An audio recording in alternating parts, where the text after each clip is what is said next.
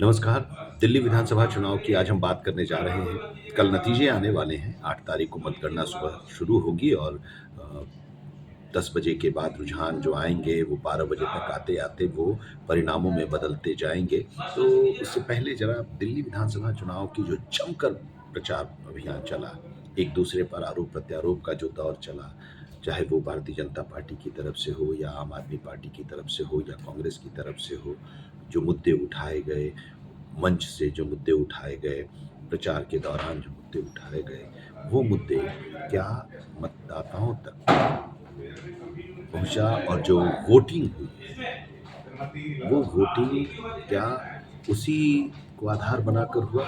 इस पर ज़रा हम विस्तार से आज उसकी चर्चा करेंगे क्योंकि इसको लेकर काफ़ी चर्चा भी हुई, विश्लेषण भी हुआ, सर्वे भी आए, एग्ज़िट पोल भी आया और एग्ज़िट पोल का रुझान जो है वो भारतीय जनता पार्टी की तरफ ज़्यादा दिखाई दे रहा है, बीजेपी सरकार बनाने जा रही है। ये दिखाया गया है 10 में से 8 सर्वे को। तो ज़रा उसी को समझने की कोशिश हम करते हैं कि आखिर वजह क्या है इसके पीछे की। तो देखिए, दिल्ली विधानसभा का चुनाव और इसकी जब घोषणा हुई, तो पहले भारतीय जनता पार्टी के खिलाफ आम आदमी पार्टी और कांग्रेस के बीच लोकसभा के चुनाव में गठबंधन था, इंडिया गठबंधन का। तो लगा कि दोनों मिलकर चुनाव लड़ेंगे, लेकिन बात नहीं बन पाई और फिर दोनों अलग-अलग मैदान में आए और दोनों अलग-अलग मैदान में ही नहीं आए, बल्कि एक दूसरे के खिलाफ जमकर आरोप भी लगाए। वहीं 6 महीने पहले जब लोकसभा का चुनाव था, तो मिलकर चुनाव दोनों पार्टियां लड़ी थीं। 4 सीट पर कांग्रेस और 3 सीट पर आम आदमी पार्टी, सभी 7 सीट पर इंडिया गठबंधन की हार हुई और भारतीय जनता पार्टी की जीत हुई। लेकिन उसमें दोनों साथ लड़ रहे थे, तो भ्रष्टाचार का मुद्दा जो आम आदमी पार्टी या अरविंद केजरीवाल पर उठाए जा रहे थे, वो कांग्रेस नहीं उठा रही थी, बीजेपी पर अटैकिंग मूड में थी। और अब जब साथ चुनाव लड़ रहे हैं, तो कांग्रेस कभी-कभी ऐसा लग रहा था कि भारतीय जनता पार्टी से भी ज़्यादा अटैकिंग मोड पर है आम आदमी पार्टी के खिलाफ या अरविंद केजरीवाल के खिलाफ। बहरहाल अ, आरोप-प्रत्यारोप का दौर चला और ये जो चुनाव है 2025 का विधानसभा का जो चुनाव हुआ है, वो चुनाव कई मायनों में पिछले 2 चुनाव की अगर हम बात करें, तो 2015 और 2020 के चुनाव से अलग है। 2015 और 2020 में आम आदमी पार्टी को थंपिंग मेजॉरिटी मिली। 70 सीटों में से आम आदमी पार्टी ने 2015 में 67 सीटों पर जीत दर्ज की, कांग्रेस शून्य पर रही, एक भी सीट नहीं जीत पाई। भारतीय जनता पार्टी को सिर्फ 3 सीटें मिली थीं। 2020 में 70 में से 62 सीटों पर आम आदमी पार्टी जीती और 8 सीट पर भारतीय जनता पार्टी जीती और एक बार फिर कांग्रेस शून्य पर ही रह गई। तो ये चुनाव दोनों।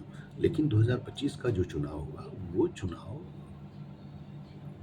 इस चुनाव से अलग, इसलिए कि अरविंद केजरीवाल की फ्रीबीज के बाद 2020 में चुनाव जीते, सत्ता में आए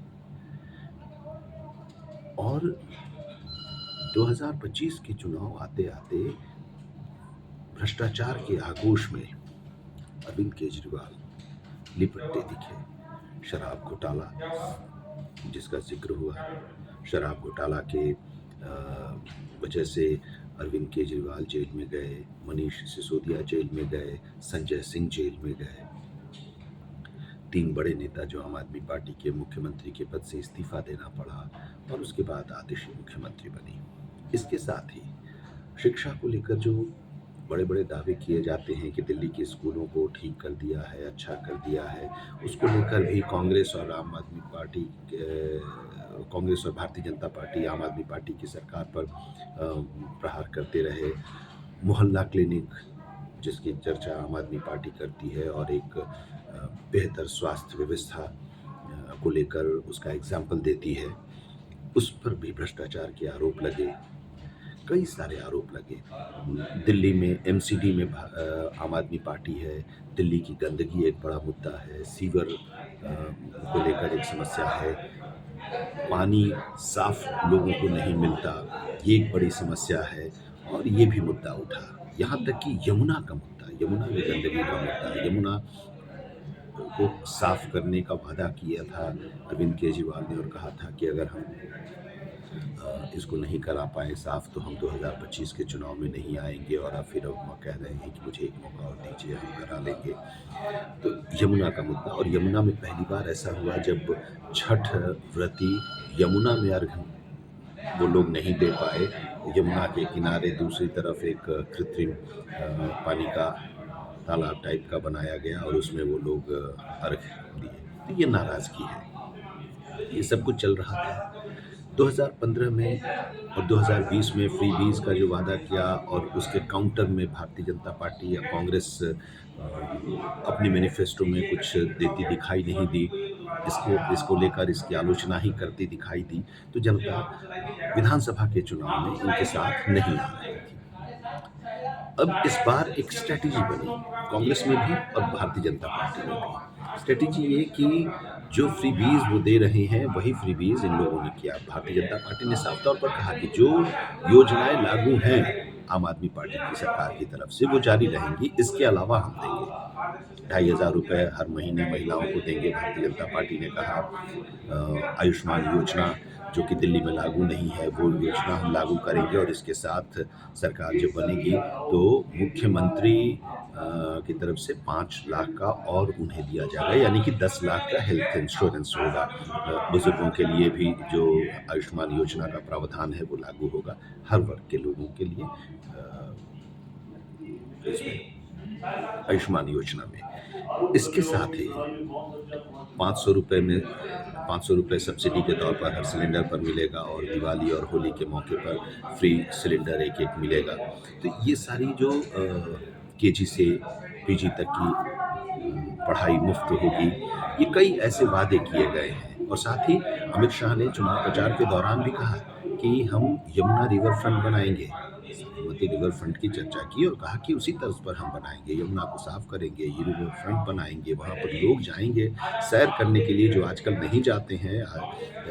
उधर इतनी बदबू है और इतना गंदा पानी है, तो उसको लेकर अब ये सब जब चलने लगा तो अरविंद केजरीवाल ने एक और पासा फेंका, और यमुना का जब मामला आया तो वो भारतीय जनता पार्टी को घेरने की कोशिश की, और अब हरियाणा की सरकार पर उन्होंने डाल दिया कि हरियाणा यमुना में जहर मिलाकर दिल्ली की तरफ पानी को सप्लाई कर रही है। अब ये ऐसा आरोप जिसको लेकर समझ सकते हैं आप कि हरियाणा सरकार भी आ गई, कूद गई, और मामला चुनाव आयोग तक गया, अदालत में भी गया, और चुनाव के बाद अदालत में उन्हें पेश भी होना है। अरविंद केजरीवाल को समन भी गया है। ये सारी बातें जब चली, ये सारे आरोप जब चले, तो इन आरोपों का जवाब भी उन्हें देना पड़ा। अब इसी दौरान 1 फरवरी को बजट आया, और इस बजट में मध्यम वर्ग के लिए सौगात में, क्योंकि मध्यम वर्ग जब बजट आता है तो मध्यम वर्ग उस बजट के आखिरी हिस्से पर ही उसकी पूरी नजर रहती है कि टैक्स स्लैब क्या है, कितने की छूट मिल रही है, और 12 लाख तक की आमदनी पर कोई टैक्स नहीं देना होगा, कोई इनकम टैक्स नहीं देना होगा। ये घोषणा जो हुई, ये घोषणा मध्यम वर्ग को भारतीय जनता पार्टी अपनी तरफ खींचने में कामयाब होती दिखाई दी। अब देखिए, कांग्रेस ने भी इस तरह के कई वादे किए हैं, कांग्रेस ने भी कई गारंटियां दी हैं, आम आदमी पार्टी ने भी गारंटी दी है। इस चुनाव में एक चीज़ और देखने को मिला, हरियाणा या महाराष्ट्र के चुनाव में जिस तरह से चुनाव में नारे लगे थे योगी आदित्यनाथ की तरफ से कि बटोगे तो कटोगे, प्रधानमंत्री ने कहा एक रहेंगे, नेक रहेंगे, सेफ रहेंगे, वो इस बार के दिल्ली के चुनाव में सब कुछ दिखाई नहीं दिया। यानी कि पूरा का पूरा जो चुनाव है, वो चुनाव मुद्दों पर ही आधारित रहा। जनता को अपनी तरफ आकर्षित करने के लिए जो घोषणाएं की गई, उन घोषणाओं के जरिए, और फिर ऐसा बीच में लगा कि अरविंद केजरीवाल और उनकी पार्टी इस चुनाव में थोड़े हताश बीच में नजर आए। क्योंकि बात-बात पर अरविंद केजरीवाल ये बताते थे पहले के चुनाव की अगर हम बात करें तो वो पर्ची निकालते थे, कागज़ पर लिख कर देते थे कि मैं इतनी सीट जीतने जा रहा हूँ, ये गारंटी है, ये देखिएगा। इस बार जब भी पूछा जाता था कि कितनी सीट आप जीतने जा रहे हैं या कितनी सीट आप जीत सकते हैं, तो उन्होंने सीटों के नंबर को लेकर कोई दावा नहीं किया। कहा कि हम जीतेंगे, सरकार हम बनाने जा रहे हैं, चौथी बार हमारी सरकार बनेगी। अब इस बात को लेकर भी चर्चा हुई कि क्या अरविंद केजरीवाल का कॉन्फिडेंस लूज़ कर रहा है? क्योंकि उनसे पूछा गया, एक चैनल में इंटरव्यू दे रहे थे, उनके बड़े नेता भी थे, अरविंद केजरीवाल भी थे, आतिशी भी थी, सौरभ भारद्वाज भी थे, मनीष सिसोदिया भी थे और उनसे जब पूछा गया तो उन्होंने कहा कि हाँ, मैं पहले कागज़ पर लिख कर देता था और मुझे लगा कि हमारा अहंकार है, अहंकार ही नहीं होना चाहिए, अहंकार से दूर रहना चाहिए। इसलिए हमने ये सोचा है कि हम इस बार कोई नंबर नहीं बताएँगे। लेकिन चुनाव के प्रचार के आखिरी दिन उन्होंने कहा कि हम 55 सीटें जीतने जा रहे हैं और महिलाओं का हमें और समर्थन मिल जाएगा तो हम 60 भी पार कर जाएँगे। अब देखिए महिलाओं का वोट जो है वो एक बहुत बड़ा फैक्टर बनकर सामने आया है। कम से कम 2000 के लोकसभा के चुनाव 2014 के लोकसभा चुनाव के समय से। नरेंद्र मोदी के नेतृत्व में भारतीय जनता पार्टी की सरकार 2014 में जो बनी उसमें सबसे ज़्यादा योगदान अगर है तो महिलाओं का और फर्स्ट टाइम वोटर्स का, यूथ का। 2019 में भी वही स्थिति, 2024 में भी बहुत बड़ा योगदान। तो महिलाओं पर नज़र अरविंद केजरीवाल की भी थी, तभी तो उन्होंने बस में महिलाओं के फ्री टिकट का भी वादा किया था और वो उसको लागू भी किया। महिलाओं के लिए उन्होंने भी कई योजनाएं और भी गिनाई हैं और कहा है कि हम आएंगे तो उसको लागू करेंगे। छात्रों के लिए भी कहा कि बस में फ्री टिकट कराएंगे और मेट्रो में भी आधी टिकट हो, 50% की छूट मिले, इसकी भी उन्होंने घोषणा की है। अब देखिए, शराब घोटाला एक ऐसा घोटाला था जिसको लेकर उन्हें जेल जाना पड़ा। मनीष सिसोदिया डिप्टी सीएम थे, उनको जेल जाना पड़ा और संजय सिंह सांसद को भी जेल जाना पड़ा। जब तक अरविंद केजरीवाल जेल में थे तब तक उन्होंने मुख्यमंत्री के पद से इस्तीफा नहीं दिया। जब उन्हें जमानत मिली तब कंडीशंस के साथ कोर्ट ने उन्हें जमानत दिया। मुख्यमंत्री के कार्यालय में नहीं जाएंगे, फाइलों पर दस्तखत नहीं करेंगे, इस तरह के कंडीशंस लगी थी। तो उसके बाद उन्होंने जेल से छूटने के बाद भगवान के दरबार में गए, मंदिर में दर्शन किया और उसके बाद फिर उन्होंने कहा कि मैं मुख्यमंत्री के पद से इस्तीफा दे दूंगा। विधायक दल अपना नया नेता चुनेगी। आतिशी मुख्यमंत्री बनी। आतिशी मुख्यमंत्री बनने के बाद उन्होंने कहा कि मैं तो अरविंद केजरीवाल ही मुख्यमंत्री हैं, मैं बस बैठी हूँ। कुर्सी एक खाली अपने बगल में छोड़ा और दूसरी कुर्सी पर अब ये भी हो गया कि अरविंद केजरीवाल ने कहा कि जनता अगर कहेगी चुनाव के जरिए कि मैं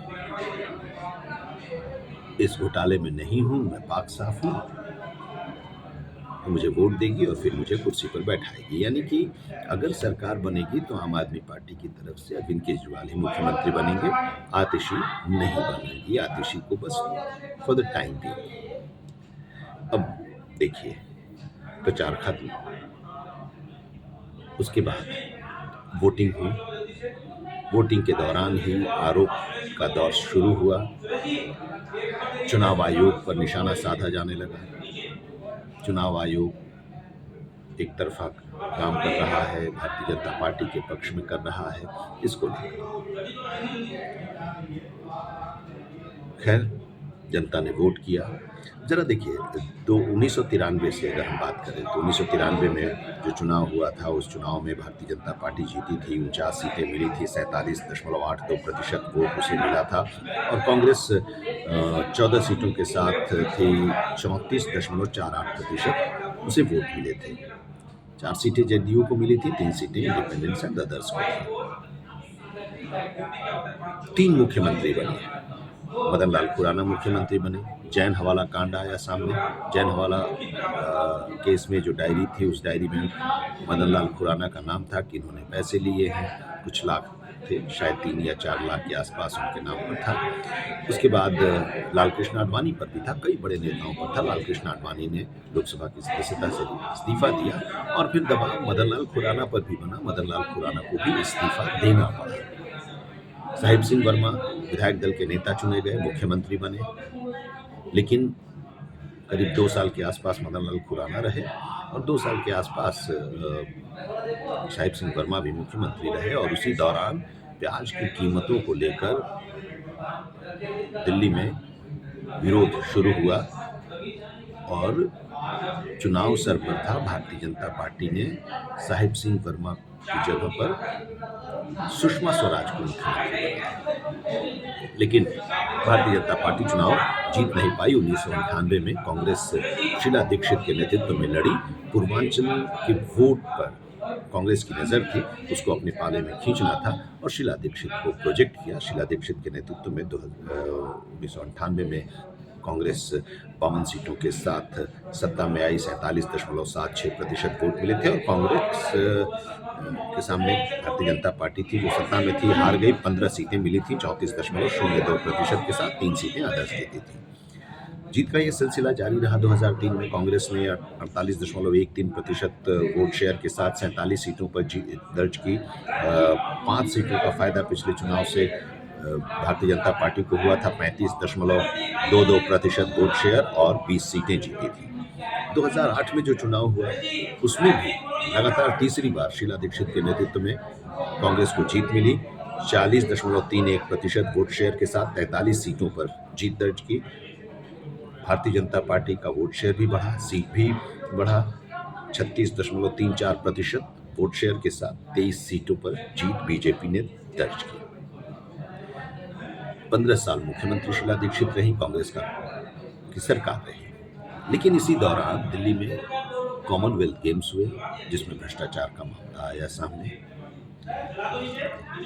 केंद्र में डॉक्टर मनमोहन सिंह के नेतृत्व में सरकार थी। कई उस दौरान घोटाले हुए, घोटालों का आरोप लगा उस समय की सरकार पर। अन्ना हजारे के साथ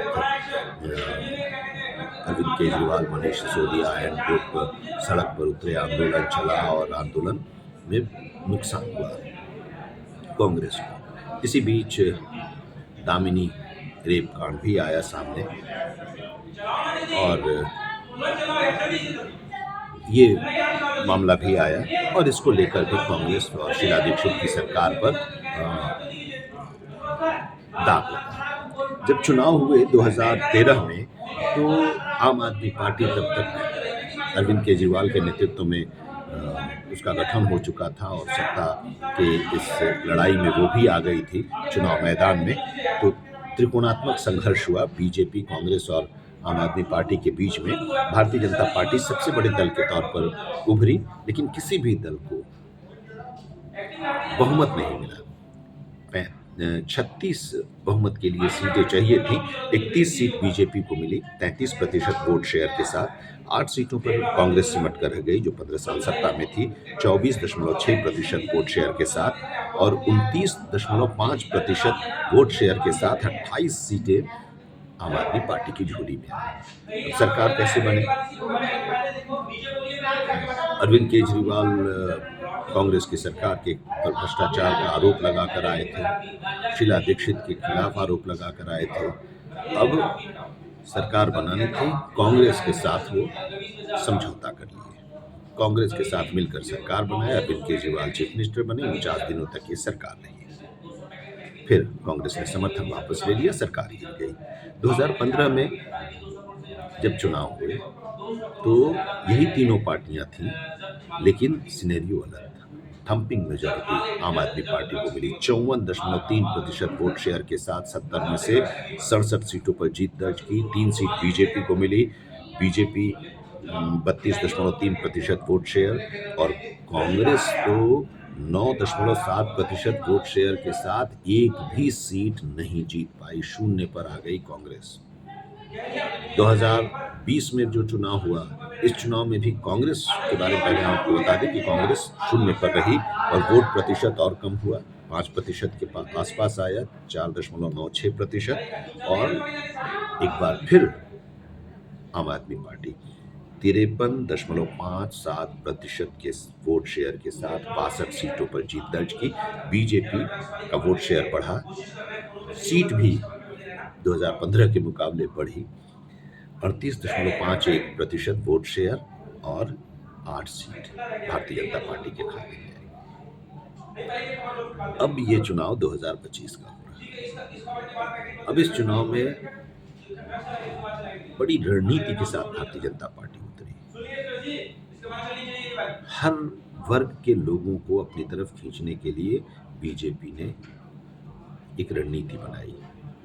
दिल्ली में हर स्टेट के लोग हैं, वहां से अपनी पार्टी के संगठन को यहाँ पर बुलाया, वहां पर से अपनी पार्टी के बड़े नेताओं को यहाँ पर बुलाया और उन लोगों के बीच उन्हें भेजा भारतीय जनता पार्टी के पक्ष में वोट करने के लिए। तेलंगाना के लोग रहते हैं, आंध्र के लोग रहते हैं, यहाँ कर्नाटक के लोग रहते हैं, साउथ इंडिया में तमिलनाडु के लोग रहते हैं, तो वहाँ के यूनिट को बुलाया। फिर उधर उत्तर प्रदेश की अगर हम बात करें तो योगी आदित्यनाथ और उनके मंत्रिमंडल के लोग यहाँ पर आए, प्रचार उन लोगों ने किया। बिहार के भारतीय जनता पार्टी के नेताओं ने और उनके सहयोगी दल के एलजेपी और जीतन राम मांझी और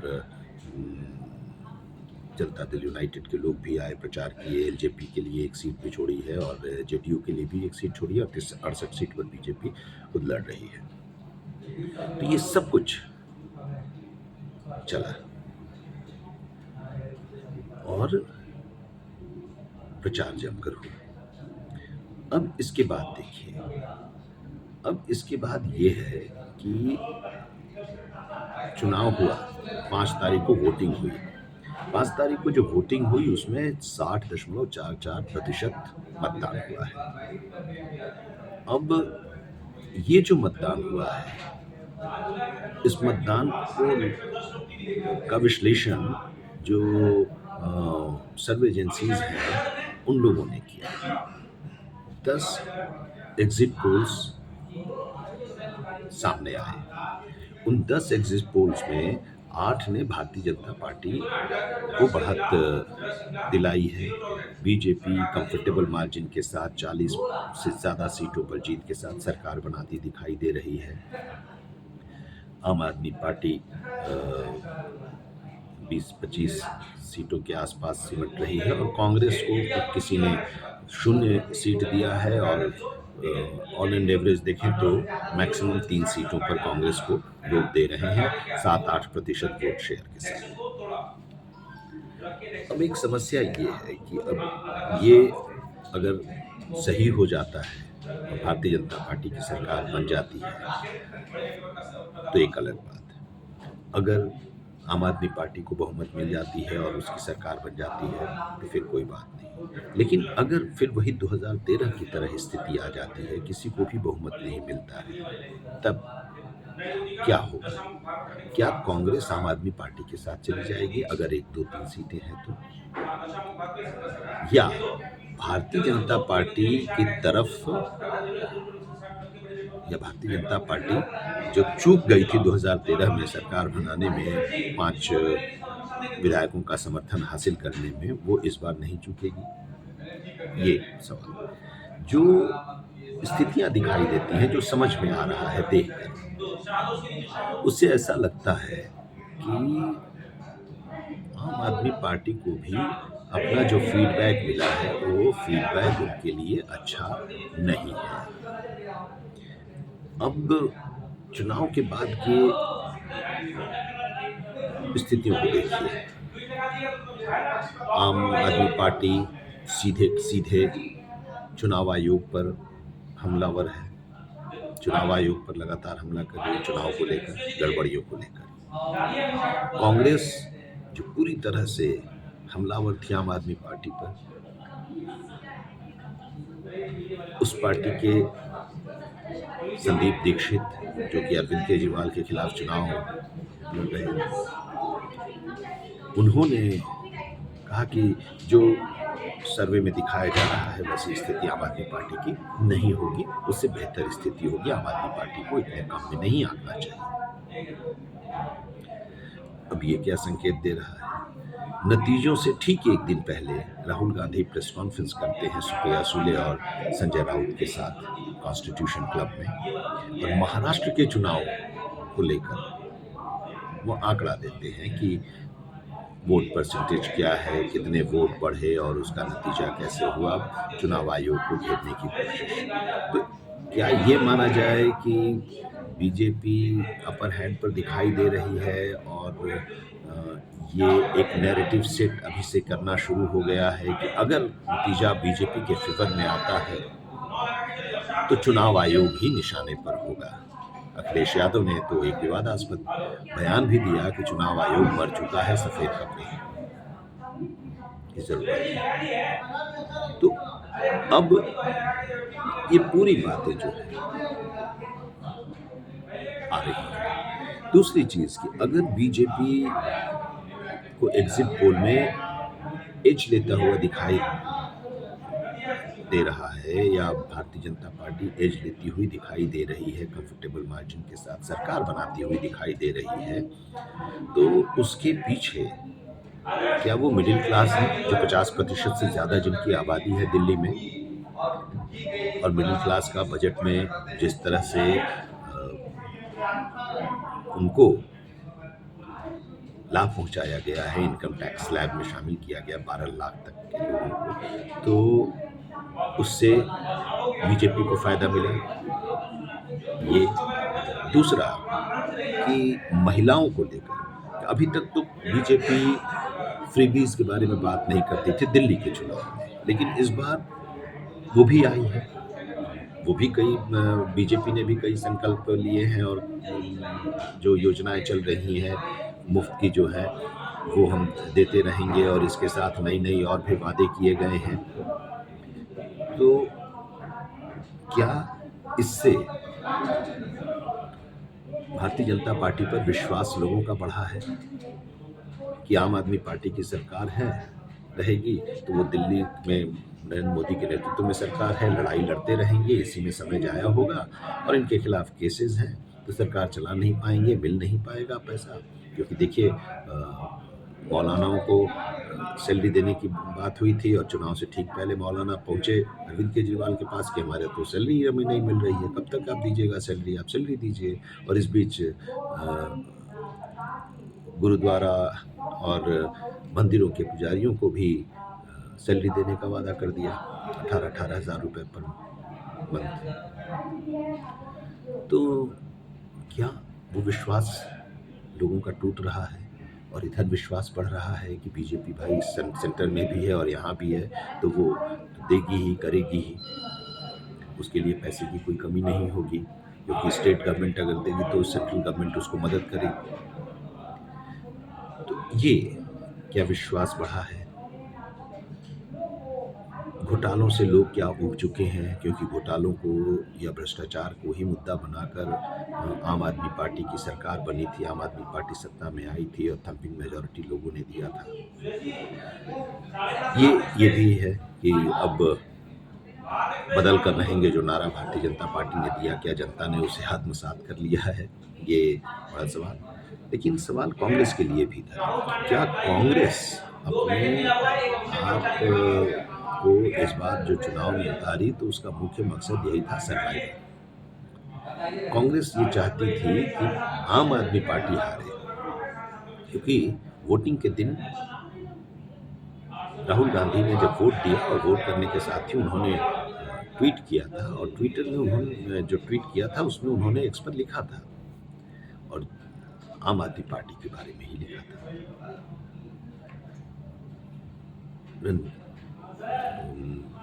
कांग्रेस के एक प्रवक्ता भी हैं पवन खेड़ा, उन्होंने भी कहा कि अरविंद केजरीवाल भारतीय राजनीति के लिए हानिकारक है, भारतीय जनता पार्टी के साथ हमारा विरोध है, हम लड़ते हैं, हमारी विचारधारा उनसे मेल नहीं खाती। लेकिन जो भी विचारधारा है, बीजेपी की विचारधारा तो है, कांग्रेस आम आदमी पार्टी की तो कोई विचारधारा ही नहीं है, ये बात तो एक पोलराइज़ करने की कोशिश भी थी कि ठीक है, आम आदमी पार्टी के खिलाफ आप वोट कीजिए, भारतीय जनता पार्टी अगर है अच्छे पोजीशन में तो उसको वोट कीजिए। एक तरह से ये संकेत देने की कोशिश भी अपने मतदाताओं को, अपने समर्थकों को कांग्रेस ने की थी। क्योंकि जब तक आम आदमी पार्टी हटेगी नहीं, तब तक कांग्रेस लड़ाई में आएगी नहीं। तो ये चुनाव कांग्रेस, मुझे लगता है कि इसीलिए लड़ रही थी अकेले अपने दम पर, और उसकी कोशिश थी कि सत्ता से हटे। सत्ता से हटने के बाद स्थितियां बदलेंगी आम आदमी पार्टी के लिए, क्योंकि केस मुकदमा है, उसी में फंसे हुए हैं। पार्टी में टूट भी होगी, क्योंकि चुनाव से ठीक पहले 8 विधायक उसके अलग हुए।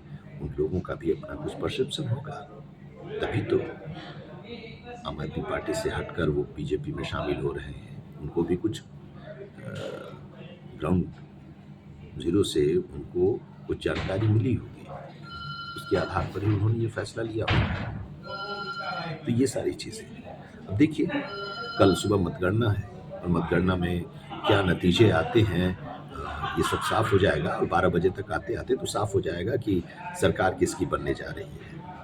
बहरहाल दिल्ली की जनता ने इस बार के चुनाव में जमकर वोटिंग की है, और 60.44% वोटिंग हुई है। और इस वोटिंग के साथ ही दिल्ली की जनता का क्या फैसला है ये भी देखने को आएगा कि क्या अरविंद केजरीवाल पर ही भरोसा है। एक बार फिर वही लोकसभा में भारतीय जनता पार्टी और विधानसभा में आम आदमी पार्टी पर ही दिल्ली की जनता विश्वास करती है, या भ्रष्टाचार को अब नहीं सहेंगे हम।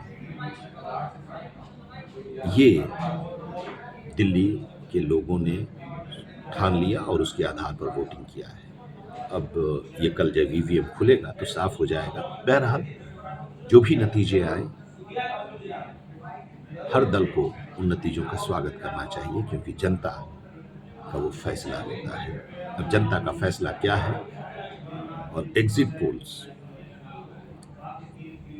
जो है वो इन नतीजों से कितने दूर और कितने पास रहते हैं, इस पर भी सबकी नज़र टिकी हुई है।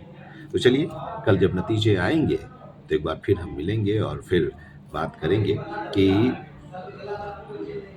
पूर्वानुमान जो था उसी के आधार पर उसी की तरह नतीजे आए हैं, या पूर्वानुमान को खारिज करते हुए नतीजे आए हैं, और जो नतीजे आए हैं उनके सामने क्या चुनौती होगी, इस पर भी हम चर्चा करेंगे। बहुत बहुत धन्यवाद। नमस्कार।